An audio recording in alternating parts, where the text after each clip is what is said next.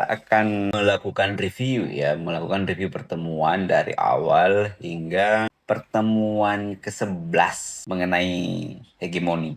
Kalau di awal kita ngomongin soal mediasi lewat materi kita di mata kuliah kajian bahasa dan media ini, kita akan dulu melakukan ulasan perjalanan, semacam ulasan perjalanan materi dari yang pertama hingga ke-11. Nah, kali ini kita akan coba melihat Rambo gitu ya. Melihat Rambo dari ide mediasi. Jadi cover film Rambo ke berapa nih? Rambo 2 yang membombardir Vietnam ini akan kita coba ulik ya lewat ulasan. Nah, kita mulai melakukan analisis mediasi lewat kasus film Rambo. Nah, dalam pertemuan 1 hingga 4 itu kita telah membahas bahwa media itu adalah proses mediasi ya teman-teman. Proses mediasi ya. Proses mediasi ini kita melihat bahwa teknologi film misalnya itu tidak pernah berdiri sendiri. Jadi film sekalipun ini yang paling kolektif gitu. Karena banyak keputusan yang di akhir yang kita lihat sebagai satu visual frame itu ada banyak tugas yang hadir di sana. Taruhlah misalnya mulai dari kamera, penyuntingan, efek suara, kita mungkin menganggap bahwa itu sekedar merekam, tidak. Jadi di sana tidak sekedar merekam Rambo, tapi yang terjadi dari proses mediasi melalui film ya, itu justru dia melakukan upaya untuk membangun sosok Rambo ya. Jadi sosok yang dilahirkan dari si Silver ini menjadi Rambo.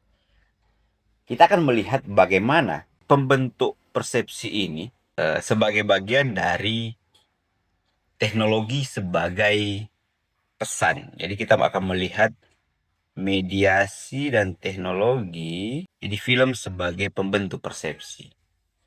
Nah, kalau di sini sebagai pembentuk pesannya, teknologi sebagai pesan itu menggunakan apa yang disebut sinematografi.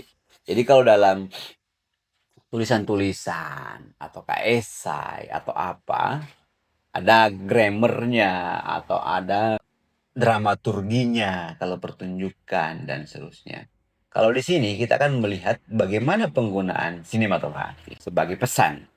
Penggunaan sinematografi ini bisa dilihat dari apa yang disebut Low Angel pada cover filmnya yang membuat Rambo itu tampak kalau kita melihat cover ini gitu ya, kita itu akan melihat bagaimana seorang yang namanya Rambo ini itu sangat raksasa ya, tampak begitu powerful, tak terkalahkan. Nah, teknologi di sini itu kemudian dari teknologi seluloid ini ya, dan kemudian digital itu memungkinkan bagaimana misalnya apa yang kita lihat di sini dramatisasi otot, keringat yang di tubuhnya ini gitu ya keluar, dan senjata itu menunjukkan bagaimana power dari ataukah bagaimana maskulinitas itu membentuk gitu ya cara kita melihat kepahlawanan Amerika lewat satu tokoh tunggal yang namanya Rambo ya. Namanya Rambo. Nah di sini ya, film pada akhirnya itu tidak menjadi saluran pasif. Jadi film tidak menjadi saluran pasif. Dia tidak menjadi saluran pasif ya teman. Tetapi dia memediasi apa yang disebut ideologi politik justru. Karena konteks dari film ini itu pasca perang Vietnam. Kalau di perang Vietnam, kalau beberapa pendapat itu justru Amerika kalah. Tapi lewat film, lewat ideologi superpower yang dimiliki Amerika, itu membuatnya lebih apa ya, untuk melawan narasi bahwa dia kalah, dia menghadirkan tokoh yang super powerful ini. Hanya satu orang, bayangin, datang ke Vietnam dan mengotak-atik Vietnam semacam itu. Jadi film ini memediasi ideologi politik tertentu. Sehingga Rambo itu tidak menjadi sekadar tentara, tetapi ia menjadi simbol mediasi. Simbol mediasi ya. Dia menjadi simbol mediasi. Rambo sebagai simbol mediasi. Mediasi apa? Nah, mediasi ideologi politik tadi ya. Jadi dia hadir tak lagi sekadar tentara, tak lagi sekedar tentara di sini. Namun dia melakukan ataukah dia menjadi simbol mediasi dari trauma pasca perang Vietnam. Pasca perang Vietnam. Nah, yang dikemas menjadi apa?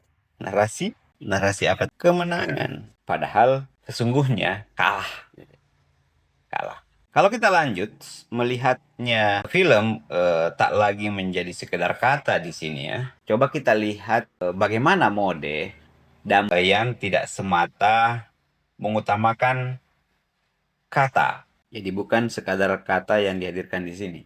Kita melihat pertama ada mode visual. Mode visual ini itu ditunjukkan melalui gambar Rambo yang memegang senjata besar M60 kali ini ya. Tampaknya M60 ini dan kepalanya diikat merah. Kepala diikat merah. Ini semua menjadi teks ya.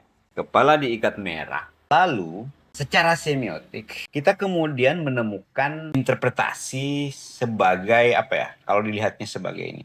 Dia menjadi prajurit yang melakukan gerilya sendiri di Vietnam. Sendiri loh, di Vietnam.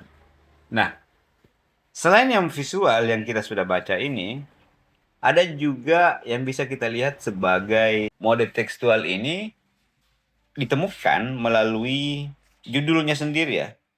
Nih, judul Rambo. Judul Rambo. Yang sangat tebal gitu. Jadi tidak sekedar jadi kata atau teks itu tidak sekedar dihadirkan di situ. Tapi sudah tebal, ada shadow-nya atau apa. Kemudian dilapisi lagi dengan warna yang lain, warna tebal, tegas, dan terlihat seperti efek besi, gitu ya. Efek militer. Di bawahnya ada first blood, part second. Jadi ada blood part one. Nah, huruf ini apa yang terjadi pada huruf ini? Huruf ini berbicara tentang ketakutan tentu. Ketakutan maksud saya. Ketakutan yang ini saya slip tongue. Saya membacanya ketakutan itu justru ketakutan dari yang memproduksi ini kan. Namun dia balik dengan hadirnya ini, efek besar ini, kata ini yang dia mau tonjolkan dari secara keseluruhan adalah kekuatan, bukan ketakutan ya. Meskipun kebenarannya adalah ketakutan yang dibalik menjadi narasi kekuatan. Kekuatannya siapa? Ini dong. Lalu kita juga melihat ada interaksi. Interaksi itu gabungan antara tatapan mata yang tajam gitu. Kalau kita lihat ini, matanya sangat tajam secara visual ya, dan judul yang masif tekstual. Teks di sini composed and conduct by Jerry Goldsmith dan macam original motion dan seterusnya. Dan ini tipe semacam ini. Nah, kalau dilihat apa yang masif secara tekstual itu menciptakan makna utuh. Yang saya sebut tadi kekuatan ini, kekuatan dari ini itu merujuk ke sini kan. Nah, ini mau bilang tentang dia tidak terkalahkan kan? Invincibility. Nah, kalau jika salah satu elemen ini hilang, nah, kita akan melihat pasti makna yang berbeda kan? Bahkan mungkin maknanya akan bergeser kalau tiba-tiba matanya tidak menatap tajam, lalu tiba-tiba otot itu dihilangkan gitu ya. Otot dihilangkan, kemudian tidak memegang senjata, tapi sesuatu yang lain. Nanti kita lihat mungkin di parodinya ya. Parodi ini muncul di teknologi mutakhir gitu. Lalu kita bergeser di istilah genre. Nah, di genre media ini, ekspektasi dan struktur yang dibangun ditemukan upaya melakukan definisi gitu. Dengan mendefinisikan Rambo sebagai film genre action gitu. Dia genre laga ataukah action. Genre laga atau action. Genre ini mendikte ekspektasi kita sebagai audiens, teman-teman. Jadi genre action itu mendikte kita di awal gitu. Bahwa ini berkelahi, ada kemenangan. Kalau kita lihat ya produk film Amerika ya pasti endingnya kan happy ending gitu. Dia melahirkan ekspektasi audiens lewat cover. Ketika melihat cover dengan pria berotot dan senjata, pria berotot punya senjata gitu ya. Itu otomatis audiens mengekspektasikan adanya ledakan, konflik fisik, kemenangan sang protagonis pasti. Nah, di sini akan ada yang antagonis dan protagonis. Agak aneh memang ini. Film ini di tempatnya orang, masyarakatnya di situ tidak ingin diganggu oleh kekuasaan tertentu oleh negara luar, tapi justru dia menjadi protagonis. Dia menjadi antagonis gitu ya, maksudnya. Vietnam menjadi antagonis dan Amerika yang protagonis via Rambo gitu. Nah, di sini juga kita lihat adanya konvensi genre di genre action ini, laga ini. Konvensinya itu kesepakatannya itu.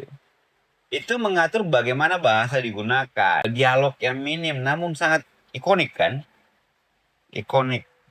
Lebih banyak dor-dornya gitu. Khususnya misalnya I am your worst nightmare, saya adalah hantu atau mimpi burukmu atau apa gitu terhadap si antagonis. Nah, ini memperkuat gaya bahasa media yang ringkas namun dia berdampak besar gitu, berdampak besar pada pikiran audiens ataukah efek ideologi dari film yang diproduksi itu ataukah media yang diproduksi. Di bagian ini kita dapat menyimpulkan sementara untuk review ini. Jadi menggunakan Rambo itu kita melihat bahwa media bukanlah sesuatu yang kosong ataukah sesuatu yang tidak memiliki tujuan tertentu ataukah dia menjadi jendela transparan gitu yang kosong yang memperlihatkan realitas. Harus dilihat bahwa media itu sifatnya konstruktif. Dia mengonstruksi ya sesuatu, mengarahkan gitu. Membangun sesuatu, membangun opini, persepsi, dan macam-macam. Kemudian juga teknologi film itu dia memediasi realitas tersebut menjadi sebuah produk budaya yang multi layer, multimodal, multi tujuan yang kemudian kita kenal melalui batasan-batasan genre misalnya. Batasan genre. Oke? Untuk bagian ini ya, kita akan bergeser lagi di bagian berikutnya.